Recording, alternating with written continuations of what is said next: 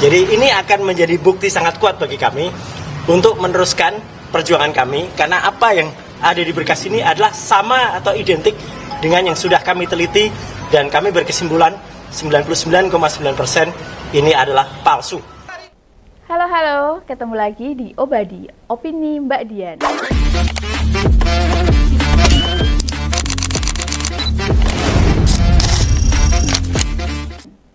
Wah, kemarin kontenku pertama itu responnya banyak juga. Baca komentar rasanya kayak deg-degan aja. Konten di sini udah kayak jatuh cinta zaman dulu waktu masih muda. Nah, kali ini kita akan ngebahas masih soal ijazah Pak Jokowi yang dipertanyakan oleh beberapa pihak ya. Dan Pak Jokowi itu kan seorang mantan presiden, tapi kenapa beliaunya keberatan memperlihatkan ijazah dari UGM? Memang kenapa sih? Ada apa atau faktor terbesar apa yang bikin Presiden ke-7 itu menahan dengan keras memperlihatkan ijazah?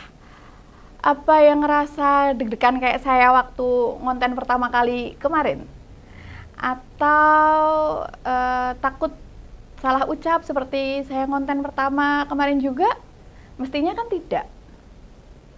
Kalau ngonten kan nggak perlu dicek ijazahnya, nggak perlu ngelamar, nggak nyetorin dokumen-dokumen pribadi, nggak ada batasan-batasan minimal, mesti lulusan apa. Lah kalau pejabat publik, ya namanya menyertakan ijazah pendidikan terakhir itu kan sudah biasa, sudah sejak dulu dan bukan aturan baru.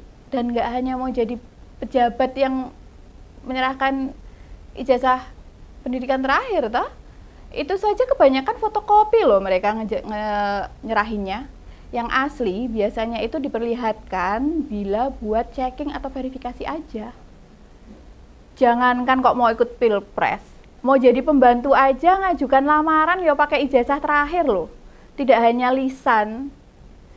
Yang nggak saya habis pikir, ijazah disetorkan ke penyelenggara pemilu mau dilihat sama beberapa orang, kok nggak boleh? Masalahnya apa sih?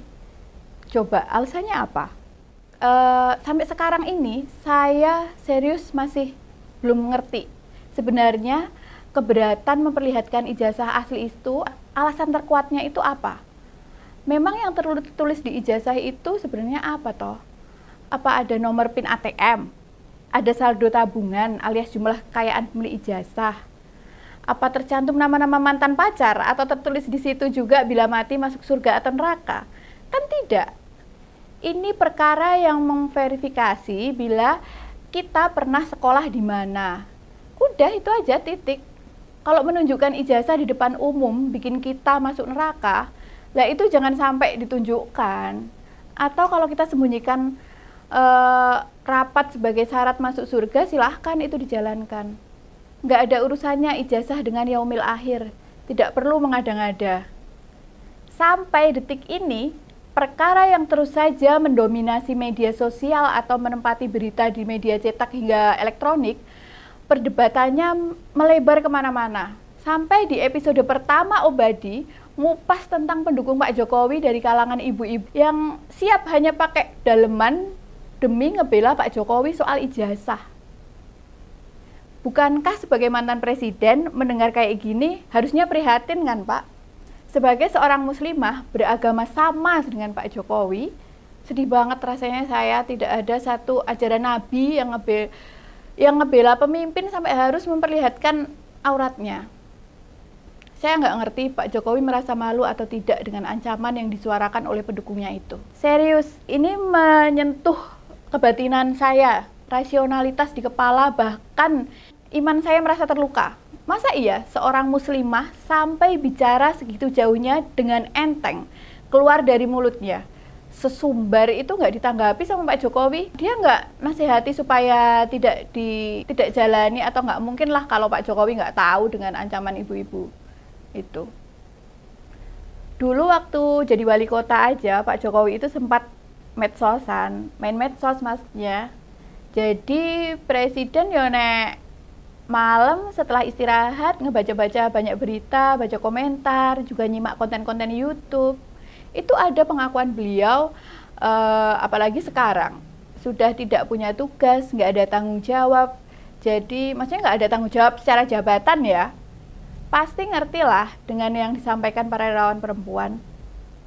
Dijanjikan yang bakal ikut demo pakai jeroan mencapai 500 relawan perempuan yang bakal bareng-bareng menjalani itu, Pak Jokowi diam, kelakep. Sementara ada satu kader PSI yang memuji Pak Jokowi dengan menyebut memenuhi syarat. Sebagai nabi saja Pak Jokowi ngerti dan ngasih respon balik, tegur yang bersangkutan. Kenapa sekarang ini melakukan hal yang, maksudnya kenapa sekarang tidak melakukan hal yang sama? Saya ini bukan orang bersih. Banyak kesalahan yang saya lakukan, namun berkenaan dengan masalah beginian, apalagi seagama, kok didiamkan? Ini melukai loh, melukai kita sebagai perempuan. Artinya apa? Masa iya Pak Jokowi tidak merasa malu? Wis purna tugas, masih bikin gaduh. Pak Prabowo sama Mas Gibran itu tentu butuh masukan-masukan komprehensif buat memajukan negara ini. Apa Pak Jokowi nggak merasa bersalah bila pemberitaan media ini berkutat cuma di soal ijazah palsu itu aja? Ini kan memperlihatkan kepedulian dan rasa ikut memiliki rakyat sudah berkurang banyak. Yang saya tangkap justru pertanyaan Roy Suryo dan kawan-kawan yang sengaja memperpanjang masalah ini kayaknya. Semacam serial sinetron yang seharusnya bisa rampung cepat, malah dibiarkan berlarut-larut. Secara teknis andai saja yang memperlihatkan ijazah ya perlihatkan saja, titik, kelar, usai, sudah. Kalau yang pada mempertanyakan, punya kesimpulan, meragukan, nggak yakin, sanksi sama dokumen-dokumen asli itu, biar yang digugat UGM, pihak yang mengeluarkan ijazah. Kan begitu seharusnya. Kalau Pak Jokowi ngotot tidak mau memperlihatkan ijazah aslinya, bikin orang jadi mikir kemana-mana. Obrolan atau perdebatan di media jadi tidak produktif, cenderung sentimental, mempertebal kubu-kubuan. Dan saya tegaskan di sini, tidak berada di kubu manapun. Mosok perkara ijazah saja sampai berlarut-larut, seolah-olah urusan rakyat itu sudah nggak ada lagi urusan rakyat tuh. Kayak nggak ada urusan yang lebih penting. Nek wis tahu jadi presiden, tidaklah ngerti mana yang urusan teknis, urusan administratif, sama urusan substansial seperti ini. Mana yang mesti kita perdebatkan, panjang lebar dengan penyelesaian dalam sekali, dua kali. Ingat loh, kita sebagai warga negara, sebagai individu tidak punya hak dan kewenangan buat menerbitkan dokumen. Yang punya hak dan mengeluarkan dokumen itu institusi. Orang yang bertanggung jawab itu pihak yang punya kewenangan melakukan pengakuan dokumen ditandatangani sebagai dokumen asli dan original. Andai ada yang mempertanyakan apakah atau ada yang meragukan, ya seharusnya diperkarakan institusi penerbit dokumennya. Justru di sini letak anehnya. Kok Pak Jokowi ngotot nggak mau menunjukkan ijazah, seolah-olah itu dokumen yang diragukan keasliannya. Kalau asli kan ya gak ditunjukkan bahwa ada yang ragu itu asli, suruh dia memproses ke penerbit ijazah, kan begitu harusnya. Ini malah pemilik yang ngeyel tidak mau membuka. Sikap itu tidak pada tempatnya seharusnya. Soalnya gini, mereka itu kan pejabat, digaji pakai duit rakyat. Jadi informasi tentang dirinya, soal validitas profilnya, termasuk keaslian dokumen-dokumen mereka, itu bebas buat dilihat sama rakyat. Kecuali dia jadi pejabat publik, nggak dibayar sama uang negara, nggak menikmati fasilitas pemerintah. Intinya kayak Sinterklas, uang lomo murni bagi-bagi kebaikan. Silahkan menolak memperlihatkan dokumen pribadi. Sulit diterima nalar sampai sekelas Pak Jokowi yang pernah terpilih 2 kali periode menjadi wali kota, menang Pilgub DKI, lalu 2 kali menjadi presiden. Mosok yang beginian nggak mudeng? Dia pasti ngerti, namun ada sesuatu yang miss, yang beneran membingungkan. Sampai pernah bilang, hanya hakim sidang yang boleh memerintah dia buat menunjukkan ijazah aslinya.